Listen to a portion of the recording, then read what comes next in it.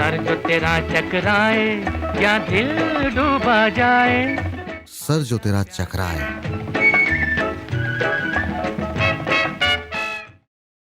नमस्कार, आप सुन रहे हैं सर जो तेरा चकराए रेडियो मनी 9 पर। मैं हूं अमन गुप्ता। इंस्टाग्राम स्क्रॉल करते करते रमन को मनी 9 की रील से ये पता चला कि साल के आखिर में स्विगी पर सबसे ज़्यादा ऑर्डर बिरयानी, गुलाब जामुन और समोसे के आए। ऑर्डर की लाइन लग गई थी। ऑर्डर बढ़ने से स्विगी का रेवेन्यू भी बढ़ गया। अब रमन ने इस खबर की डिटेल जानने के लिए मोबाइल में इससे रिलेटेड न्यूज़ पढ़नी शुरू की। न्यूज़ में लिखा था कि स्विगी का रेवेन्यू 2.2 गुना बढ़ा है।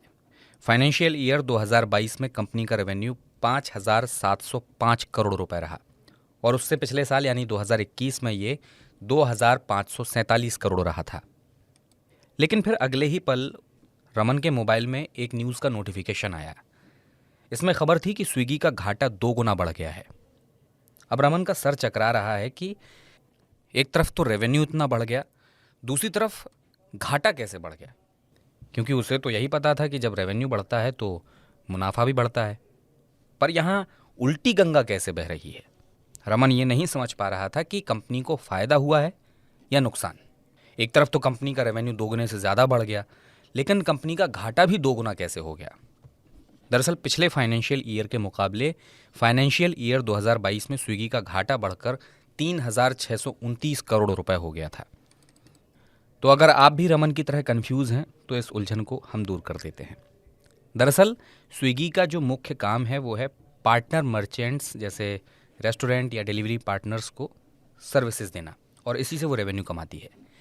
इसके अलावा एडवर्टाइजमेंट और सब्सक्रिप्शन वगैरह से भी उसको रेवेन्यू मिलता है। इन सर्विसेज से स्विगी का रेवेन्यू 83.3% बढ़ा है।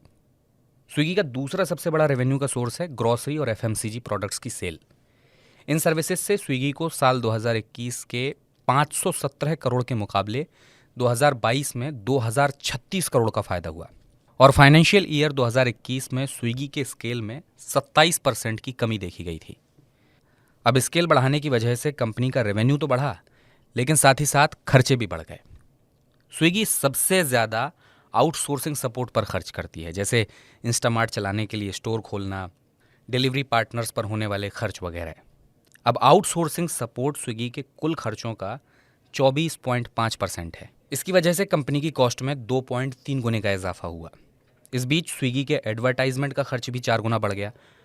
तो मसला ये है कि बिजनेस बढ़ाने के लिए स्विगी ने इतना खर्च कर दिया कि ये उसके ऑपरेटिंग स्केल से भी ज़्यादा है, और यही वजह है कि रेवेन्यू बढ़ने के बाद भी स्विगी का घाटा बढ़ गया। बता दें, कंपनी के प्रोडक्ट या सर्विसेज को बेचकर जो कमाई होती है वो रेवेन्यू कहलाता है, लेकिन ये रेवेन्यू प्रॉफिट से अलग होता है, और कंपनी की कॉस्ट और खर्चे निकालने के बाद जो रकम बचती है उसे मुनाफा कहते हैं। लेकिन उसके खर्चे आय से भी ज़्यादा बढ़ गए, जो इस 2 गुने घाटे की वजह बना। उम्मीद करते हैं अब इस मसले को लेकर आपका सर नहीं चकरा रहा होगा। अब अगले हफ्ते फिर सर जो तरह चकराए में कोई ऐसा बिजनेस और पर्सनल फाइनेंस से जुड़ा मुद्दा लेकर हाजिर होंगे जो आपको कम समझ आ रहा होगा, जिसको लेकर आप कंफ्यूज होंगे। फिलहाल एक छोटी सी नौकरी का तलबगार हूँ का बुलेटिन लेकर आएंगे कल, तो उसे ज़रूर सुनिएगा, और दोपहर को हमारा खबरों का लंच बॉक्स सुनना मत भूलिएगा। अभी के लिए मैं अमन गुप्ता लेता हूँ विदा। इस बुलेटिन की प्रोड्यूसर थी आंचल चौधरी। नमस्कार। सर जो तेरा चकराए या दिल डूबा जाए। सर जो तेरा चकराए।